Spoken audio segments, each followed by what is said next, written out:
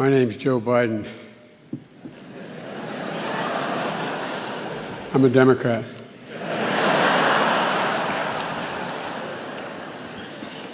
And I love John McCain.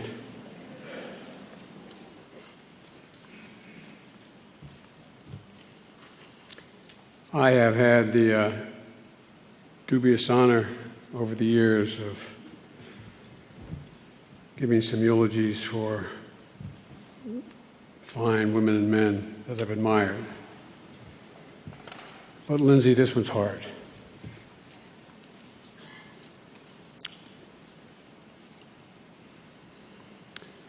The three men who have spoken before me, I think, captured John, different aspects of John, in a way that only someone close to him could understand.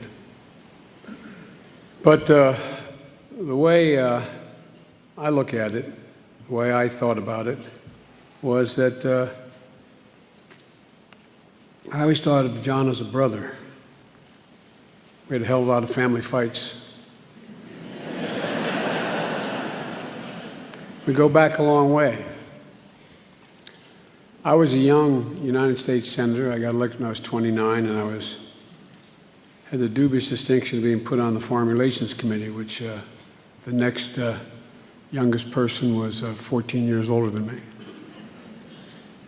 And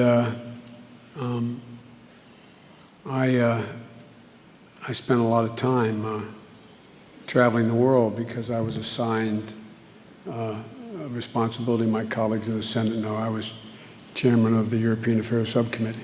So I spent a lot of time on NATO and then the Soviet Union. And along came a guy a couple years later, a guy I knew of, admired from afar, your husband, who had been a prisoner of war, who had endured enormous pain and suffering, and demonstrated the code, the McCain Code. People don't think much about it today, but imagine having already known the pain you were likely to endure and being offered the opportunity to go home, but saying no. As the son can tell you, the Navy, last one in, last one out. So I knew of John. And John became the Navy liaison officer in the United States Senate. There was an office, then it used to be on the basement floor, of members of the military who are assigned to senators when they travel abroad to meet with heads of state or other foreign dignitaries. And John had been recently released from Hanoi Hilton, a genuine hero, and he became the Navy liaison. For some reason, we hit it off from the beginning. We were both full of dreams and ambitions and an overwhelming desire to make the time we had there worthwhile, to try to do the right thing, to think about how we could make things better for the country we love so much. And John and I ended up traveling. Every time I went anywhere, I took John with me, or John took me with him. And we were in China, Japan, Russia, Germany, France, England, Turkey, all over the world, tens of thousands of miles. And we would sit on that plane and late into the night, when everyone else was asleep, and just talk, getting to know one another. We talk about family. We talk about politics. We talk about international relations. We talk about promise. The promise of America, because we're both cockeyed optimists and really believe that there's not a single thing beyond the capacity of this country. I mean, for real, not a single thing. And when you get to know another woman or man, you get to know their hopes and their fears. You get to know their family even before you meet them. You get to know how they feel about really important things. We talked about everything except captivity and the loss of my family, which had just occurred, my wife and daughter. Only two things we didn't talk about. But I found that it wasn't too long into John's duties that Jill and I got married, and Jill is here with me today. 5 years I had been a single dad, and no man deserves one great love, let alone two. And I met Jill, who changed my life, and she fell in love with him and he with her. He'd always call her, as Lindsay later would travel with, he'd call her Jilly. And matter of fact, when they'd get bored being with me on these trips, I remember going to see Karam and Lise in Greece, and he said, "Why don't I just take Jill to dinner?" I later learned that they're down on a cafe at the port, and he has her dancing on top of a cement table drinking ouzo. Not a joke.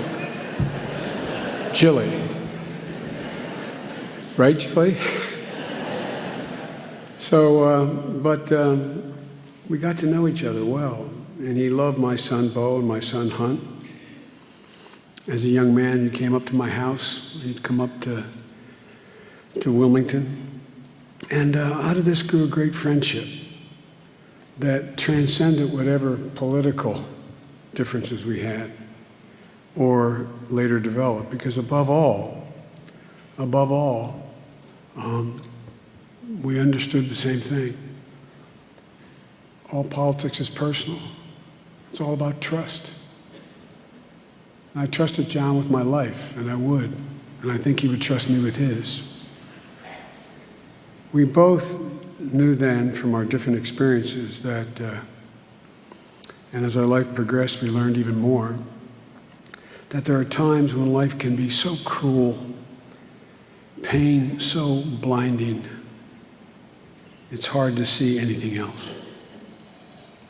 The disease that took John's life, took our mutual friend's Teddy's life, the exact same disease 9 years ago, a couple days ago.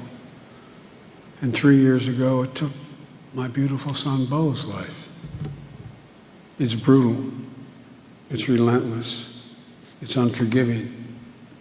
And it takes so much from those we love and from the families who love them that in order to survive, we have to remember how they lived, not how they died.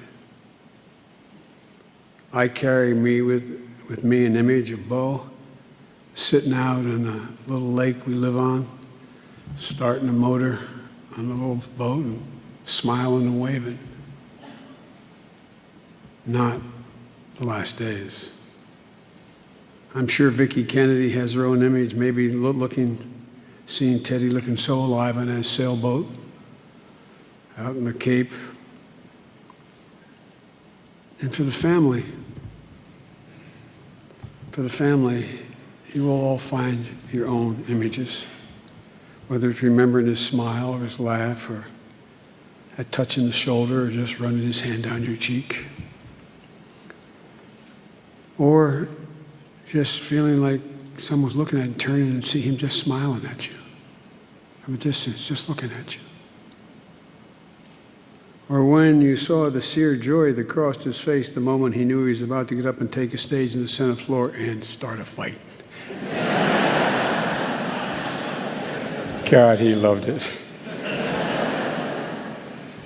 So to Cindy and to the kids, Doug, Andy, Sydney, Megan, Jack, Jimmy, Bridget, and I know she's not here, but to Mrs. McCain, we know how difficult it is to bury a child, Mrs. McCain. My heart goes out to you. And I know right now the pain you all are feeling is so sharp and so hollowing. And John's absence is all-consuming for all of you right now. It's like being sucked into a black hole inside your chest. And it's frightening. But I know something else, unfortunately, from experience. that there's nothing anyone can say or do to ease the pain right now.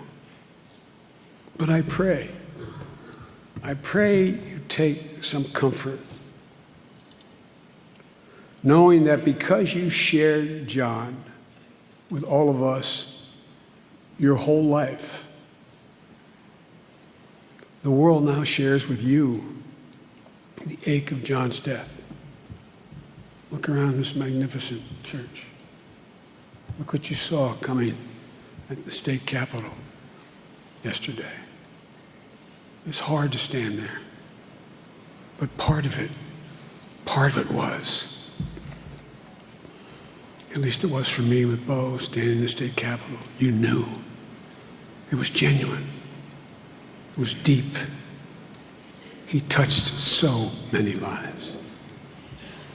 And I've gotten calls, not just because people knew we were friends, not just from people around the country, but leaders around the world calling me. Megan, I'm getting all these sympathy letters. I mean, hundreds of them, and tweets. Character is destiny. John had character. While others will miss his leadership and his passion, even his stubbornness, you're going to miss that hand on your shoulder. The family, you're going to miss the man, this faithful man, as he was, who you would literally, not figuratively, give his life for you. And for that, there's no balm but time. Time in your memories of a life lived well and lived fully. But I make you a promise. I promise you. The time will come. Because what's going to happen is 6 months will go by and everybody's going to think, well, it's past. But you're going to ride by that field or smell that fragrance or see that flashing image. And you're going to feel like you did the day you got the news. But you know you're going to make it when the image of your dad, your husband, your friend crosses your mind and a smile comes to your lip before a tear to your eye. That's when you know. And I promise you, I give you my word, I promise you, this I know. That day will come. That day will come. You know, I'm sure my former colleagues and all who work with John, I'm sure there's people who have said to you, not only now, but the last 10 years, explain this guy to me. Right? Explain this guy to me. Because as they looked at him, in one sense they admired him, but in one sense, the way things have changed so much in America, they look at him as if John came from another age, that he lived by a different code, an ancient, antiquated code where honor, courage, character, integrity, duty, where it mattered, because that was obvious how John lived his life. But the truth is, John's code was ageless, is ageless. When you talked earlier, Grant, you talked about values. It wasn't about politics with John. He could disagree on substance, but it was the underlying values that animated everything John did. Everything he was could come to a different conclusion. But where he'd part company with you, if you lack the basic values of decency, respect,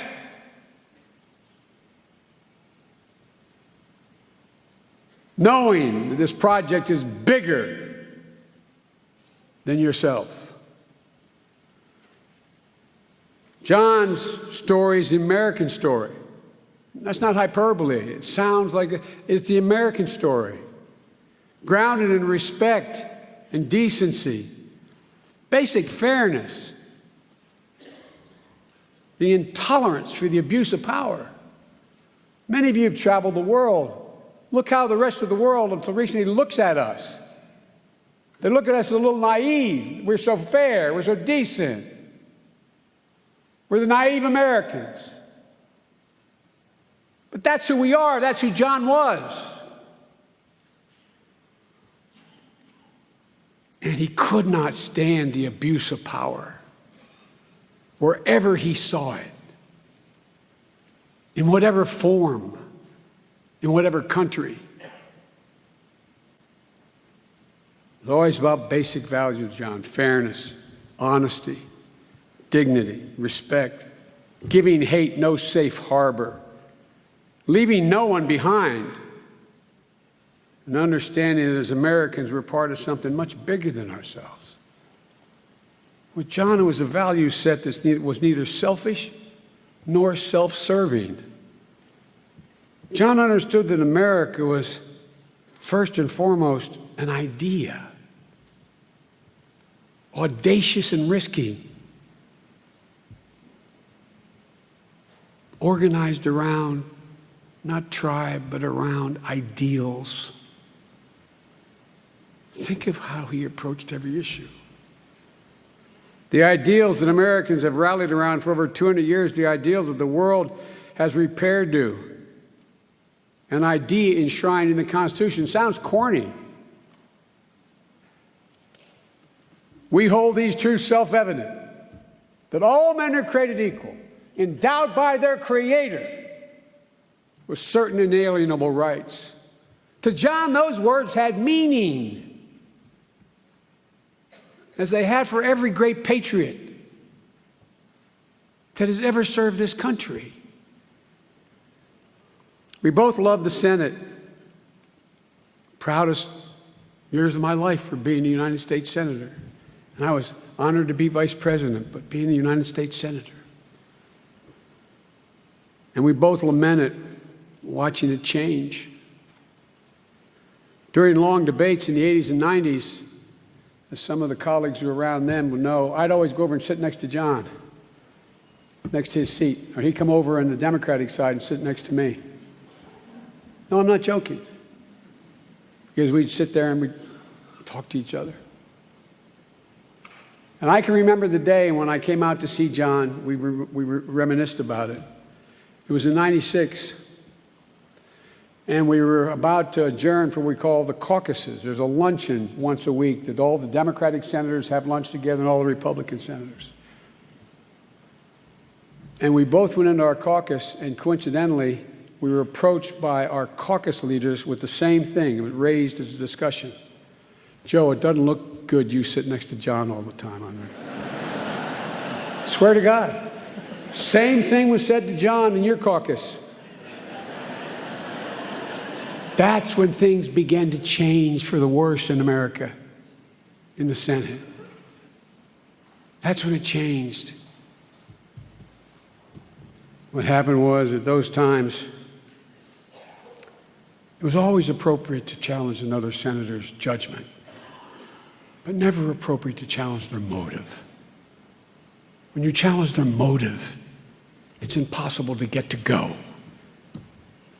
If I say you're doing this because you're being paid off, if I say you're doing this because you're not a good Christian, if I say you're doing this because you're this, that, or the other thing, it's impossible to reach consensus. Think about it in your personal lives. But all we do today is attack the oppositions in both parties, their motives, not the substance of their argument. This was the mid-90s. Well, it began to go downhill from there. The last day, John was on the Senate floor.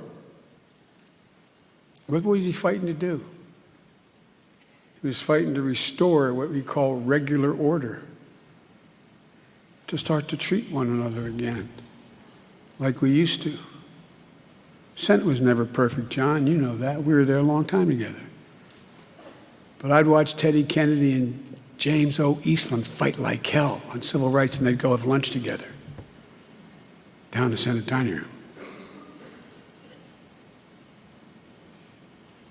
John wanted to see, quote, regular order writ large, get to know one another.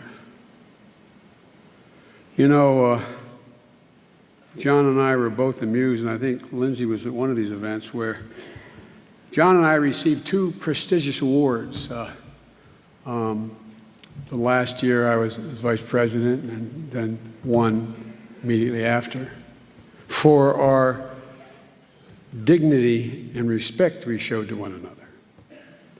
We received an award for civility in public life.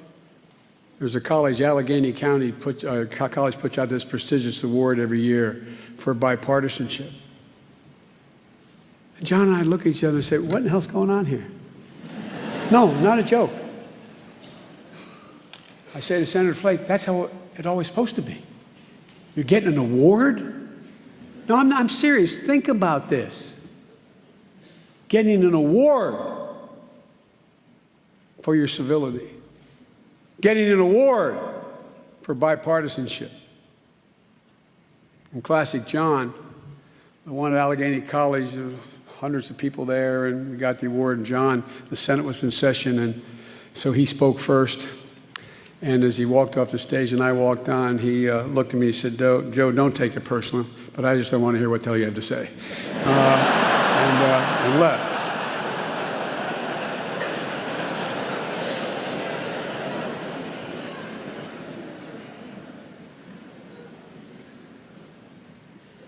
One of John's major campaign people is now with the Senate, with the governor of Ohio, was on this morning. I happened to watch it, and he said that Biden and McCain had this strange relationship. They always seemed to have each other's back. Whenever I was in trouble, John was the first guy there. And I hope I was there for him. And we never hesitate to give each other advice. He'd call me in the middle of a campaign and say, what the hell did you say that for? Well, not an issue. Like, you just screwed up, Joe, you know? And I'd occasionally call him. Look, I've been thinking this week about why John's death has hit the country so hard. Yes, he was a long-serving senator with a remarkable record. Yes, he was a 2-time presidential candidate who captured the support and imagination of the American people. And yes, John was a war hero who demonstrated extraordinary courage. I think of John, and I must say my son, when I think of Ingersoll's words, when the will defies fear, when duty throws the gauntlet down to fate, when honor scorns to compromise with death, that is heroism. Everybody knows that about John. But I don't think it fully explains why the country has been so taken by John's passing. I think it's something more intangible. I think it's because they knew John believed so deeply and so passionately in the soul of America that he made it easier for them to have confidence and faith in America. His faith in the core values of this nation made them somehow feel it more genuinely themselves.